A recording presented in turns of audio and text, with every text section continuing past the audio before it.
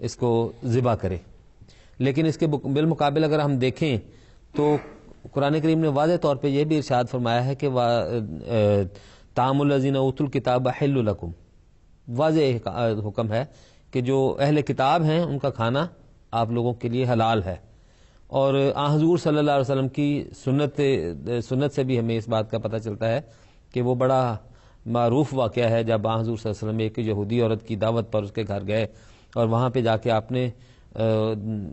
بکری کی ران کا گوشت کھایا. اور اس عورت نے پہلے پتہ کر لیا تھا کہ حضور صلی اللہ علیہ وسلم کو کون سا گوشت پسند ہے, تو اس میں اس نے یعنی بڑی خباثت سے زہر بھی ڈال دی, اور یہ تو اللہ تعالیٰ نے فضل کیا اپنا حضور صلی اللہ علیہ وسلم کو بچا لیا. لیکن بہرحال حضور صلی اللہ علیہ وسلم نے اس گوشت کو کھانے سے پہلے یہ نہیں پوچھا کہ یہ آپ نے اس کے اوپر اللہ کا نام لیا بھی ہے یا نہیں لیا. اور چونکہ یہ تعبدی بات ہے, اور اگر ایک غیر مسلم جو یہودی ہے یا عیسائی ہے وہ اللہ کا نام بھی لیتا ہے تو اس کے نام کے لینے کی کیفیت اور ہے, اور ایک مسلمان کے نام لینے کی کیفیت بہرحال اور ہے, تو وہ یعنی عبادت کے حوالے سے اس طرح وہ پورا اترتا نہیں وہ بات.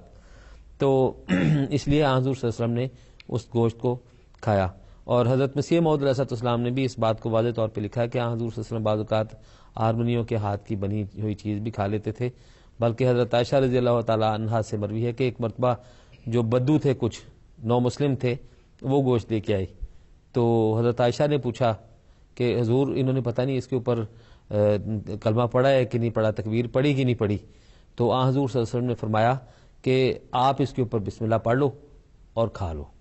تو اس حوالے سے یہ اس میں اتنے زیادہ شک میں پڑنے والی بات نہیں ہے. جب مسلمان ذبح کرے تو اس کے اوپر بہرحال اس کے لیے بہتر یہی ہے, بلکہ لازمی ہے کہ وہ اس کو جو بسم اللہ ہے اور اللہ اکبر ہے وہ پڑھے اور پھر ذبح کرے. لیکن مسلمان بھی اگر بھول جائے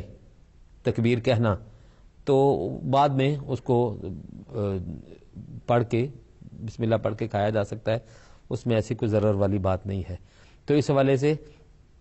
جو بنیادی جو بات ہے اس میں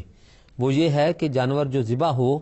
وہ اسلامی طریقے سے مراد یہ نہیں ہے کہ اس کے اوپر بسم اللہ بھی لی گئی ہو. یہاں پہ تو چونکہ وہ اہل کتاب اگر اس کو ذبح کریں گے تو وہ تو بہرحال بسم اللہ اللہ اکبر نہیں پڑھیں گے یا جو تکبیر ہے وہ نہیں کہیں گے. تو ان کے لیے یہ بنیادی بات یہ ہے کہ وہ اس طرح ذبح کریں جس طرح جانور ذبح ہوتا ہے, قتل نہیں ہوتا. یہ نہیں کہ اس کو جھٹکا کیا ہے اس کو گردن کے اوپر سے رکھ کے مارا جائے, بلکہ اس کو ذبح کرنے سے مراد یہ ہے کہ اس کی جو کھانے کی اور شاہ رگ اور خون کی نالیاں ہیں یہ کاٹی جائیں, ان سے خون نکل جائے, تو پھر وہ گوشت حلال ہے. یعنی پہلے جو ہے وہ نچلی طرف سے اس کے گردن کی نچلی طرف سے چھری چل کے تو اس کی وہ رگیں جو ہے وہ کٹیں, نہ کہ پہلے جو ہے وہ دماغ کا جو سلسلہ ہے وہ منقطع ہو جائے. تو اس لیے میں نے یوٹیوب پہ کافی سرچ کی, اس کے بعد پھر دیکھا, اور اس میں نے یعنی کہیں ایک جگہ بھی مجھے کوئی ایسی ویڈیو نہیں نظر آئی 10 ویڈیو میں سے کہ جہاں پہ وہ اس کو جیسے سکھ جھٹکا کرتے ہیں کہ گردن کے اوپر کی طرف سے مار کے اس کو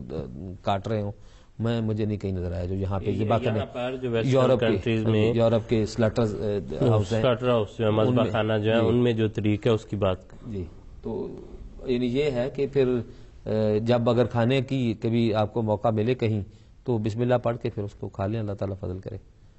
اور جو ممانت ہے واضح طور پر وہ اس چیز کی ہے کہ اگر غیر اللہ کے نام پر وہ ہے ذبح ہے تو اس کو نہیں کھانا, اور اگر اس پر کوئی نام بھی نہیں لگایا گیا جی تو اب آپ بسم اللہ پڑھ کے اس کو پڑھ جو کھا لیں, وہ کھا سکتے ہیں, وہ اسی من میں آتا ہے.